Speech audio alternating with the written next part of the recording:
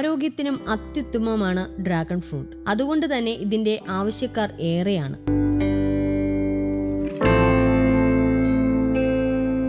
കള്ളിമുൾ ചെടിയുടെ കുടുംബത്തിൽപ്പെട്ടതാണ് ഡ്രാഗൺ സസ്യമെന്നും ഈ പഴം അറിയപ്പെടുന്നുണ്ട്. മെക്സിക്കോയാണ് ഡ്രാഗൺ ഫ്രൂട്ടിന്റെ ജന്മദേശമെന്നാണ് പറയപ്പെടുന്നത്. മധ്യദക്ഷിണ അമേരിക്കൻ മേഖലയിലാണ് കൂടുതലും ഇത് കാണപ്പെടുന്നത്. കേരളത്തിൽ ചിലയിടങ്ങളിൽ മാത്രമേ ഇതിന്റെ കൃഷിയുള്ളൂ. എന്നാൽ ഇപ്പോഴിതാ കോട്ടയം നഗരത്തിന്റെ ഹൃദയഭാഗത്ത് തരിശു നിലത്തിൽ ഡ്രാഗൺ ഫ്രൂട്ട് കൃഷിയിൽ 100 മേനി വിളയിച്ചിരിക്കുകയാണ്. ബേക്കർ ജംഗ്ഷനിലുള്ള 5 ഏക്കർ സ്ഥലത്ത് CSI മധ്യ കേരള മഹായിടവക ബിഷപ്പ് ഡോക്ടർ മലയിൽ സാബു കോശിച്ചെറിയാന്റെ നേതൃത്വത്തിലാണ് ഡ്രാഗൺ ഫ്രൂട്ട് കൃഷി തുടങ്ങിയത്. ഡ്രാഗൺ കൃഷി കേരളത്തിൽ ആരംഭിച്ചത് ഈ അടുത്ത കാലത്ത്. വളരെ ചുരുക്കം ആളുകളെ കൃഷി ചെയ്യുന്നുള്ളായിരുന്നു. എന്നാൽ ബേക്കർ കോമ്പൗണ്ടിൽ ഇത് കൃഷി ചെയ്യണമെന്ന് ചിന്തിച്ചതിൻ്റെ 2 കാര്യങ്ങൾ.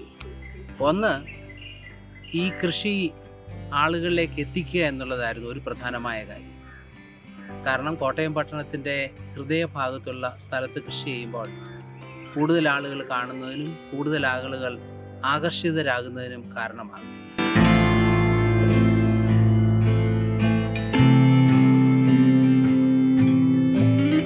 വലിയ പരാജയമാകുമെന്ന് തുടക്കത്തിൽ എതിർപ്പുകൾ ഉയർന്നെങ്കിലും 3-ാം വർഷത്തിലെത്തുമ്പോൾ മികച്ച വിളവെടുപ്പോടെ വൻ വിജയമായിരിക്കുകയാണ് ഈ കൃഷി. ഇതുവരെ 700 കിലോയോളം ഡ്രാഗൺ ഫ്രൂട്ട് ലഭിച്ചിട്ടുണ്ട്. 4300ഓളം ഡ്രാഗൺ ചെടികളാണ് ബേക്കർ സ്കൂൾ കോമ്പൗണ്ടിൽ നട്ടിരിക്കുന്നത്. Baker compound manager reverend Aneesh ഫിലിപ്പിന്റെ നേതൃത്വത്തിലാണ് പരിപാലനവും വിളവെടുപ്പും. ഫ്രൂട്ട് വന്ന ഒരു തണ്ട ഇത് പാകമായി കഴിഞ്ഞതിന് ശേഷം നമുക്ക് ഇത്രയും ഭാഗം കട്ട് ചെയ്ത് നമുക്ക് വെക്കാം. വെച്ച് കഴിഞ്ഞാൽ അതേന്ന് മുളക് വരുന്നത്. എന്നാൽ ഇത് നമുക്ക് ഫ്രൂട്ട് വരാത്ത തണ്ട. ഇത് നമ്മൾ നട്ടത് കൊണ്ട് നമുക്ക് പ്രയോജനമില്ല. നമുക്ക് പ്രയോജനം കായ ഉണ്ടാകും, പക്ഷേ നമുക്ക് ഈ കായ്ക്ക് അധികം മധുരം ഉണ്ടാകുമ്പോൾ കായ്ക്ക് വലിപ്പം കിട്ടുമെന്ന് ചെയ്യുന്നില്ല. ഫ്രൂട്ട് വന്ന തണ്ടുകൾ നമ്മൾ കട്ട് ചെയ്ത് നടുമ്പോഴാണ് നമുക്ക് അതിൽ നിന്ന് മുള കിട്ടുമ്പോഴാണ് അതിൻ്റെ ഈ മാതൃസസ്യത്തിൻ്റെതായിട്ടുള്ള ഗുണവും നിലവാരവും ഉള്ള തൈകൾ നമുക്ക് ലഭിക്കും. ജീവിതശൈലി രോഗങ്ങളെയും ക്യാൻസറിനെ പോലും പ്രതിരോധിക്കാനും ഹൃദയത്തിന്റെയും കുടലിന്റെയും എല്ലാ ആരോഗ്യത്തിനും ഡ്രാഗൺ ഫ്രൂട്ട് നല്ലതാണ്. വിറ്റാമിൻ സിയുടെ കലവറയായതിനാൽ ചർമ്മ സംരക്ഷണത്തിനും രോഗപ്രതിരോധ ശേഷിക്കും കലോറി കുറവും നാരുകളും ഉള്ളതിനാൽ അമിത വണ്ണം കുറയ്ക്കാനുമൊക്കെ ഇത് സഹായിക്കും. കേരളത്തിൽ പലയിടത്തും ഇപ്പോൾ ഡ്രാഗൺ കൃഷി ആരംഭിച്ചിട്ടുണ്ട്. ഇതിൻ്റെ ഫലം അത് ഏത് ആളുകൾക്കും കഴിക്കാവുന്നത്. ഏത് രോഗികളാണെങ്കിലും അവർക്കെല്ലാം ഇത് ഭക്ഷണയോഗ്യമായതാണ് എന്നുള്ളത് കൊണ്ട് എല്ലാ ആളുകൾക്കും പ്രയോജനപ്പെടണം എന്നും കരുതി.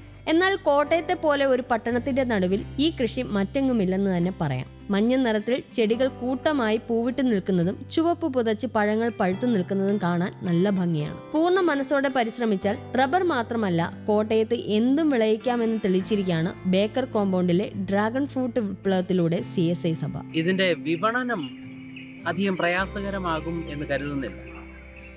2 വിധത്തിലാണ് മാർക്കറ്റിങ്ങിനെ പറ്റി ഞങ്ങൾ ചിന്തിക്കുന്നത്. ഒന്ന്, സഭയുടെ 3 ജില്ലകളിലായി പടർന്നു കിടക്കുന്ന പള്ളികൾ ഞങ്ങളുടെ ഒരു വലിയ മാർക്കറ്റാണ്. 2, കോട്ടയം തന്നെ ഒരു വലിയ മാർക്കറ്റാണ്. കൃഷിയെ പ്രോത്സാഹിപ്പിക്കുക എന്നതോടൊപ്പം തന്നെ അതിൻ്റെ ഫല വിപണനത്തിലും സഭ പ്രത്യേക ശ്രദ്ധ ചെലുത്തും. നിലവിൽ മധ്യ കേരള മഹായിടവകയുടെ നേതൃത്വത്തിൽ ബേക്കർ കോമ്പൗണ്ടിൽ തന്നെയുള്ള എൽമ ബേക്കറിയിലൂടെയാണ് പ്രധാനമായും വിപണനം നടത്തുന്നത്. ആവശ്യക്കാർക്ക് പള്ളികൾ വഴിയും എത്തിച്ചു നൽകുന്നുണ്ട്. പുറത്തെ വിപണിയേക്കാൾ വിലക്കുറവിലാണ് ഇപ്പോൾ വിൽപ്പന. ബേക്കർ കോമ്പൗണ്ടിൽ ലഭ്യമാണ്. അതോടൊപ്പം തന്നെ ബേക്കർ കോമ്പൗണ്ടിലുള്ള ജുവൽ ബോക്സിൽ ഈ സാധനങ്ങൾ ഡ്രാഗൺ ഫ്രൂട്ട് വിൽപ്പനയ്ക്കായിട്ടുണ്ട്. അവിടെ നിന്ന് വാങ്ങാവുന്നതാണ്. അല്ലെങ്കിൽ അതിനോട് ചേർന്നുള്ള എൽമ ബേക്കറി, ഇത് രണ്ടും CSI വിമൻസ് ഫെലോഷിപ്പിൻ്റെ സ്ഥാപനങ്ങളാണ്. ബേക്കർ കോമ്പൗണ്ടിലുള്ളതാണ്. ഇവിടെ 2 ഇത് സെയിലിന് വെക്കുന്നു.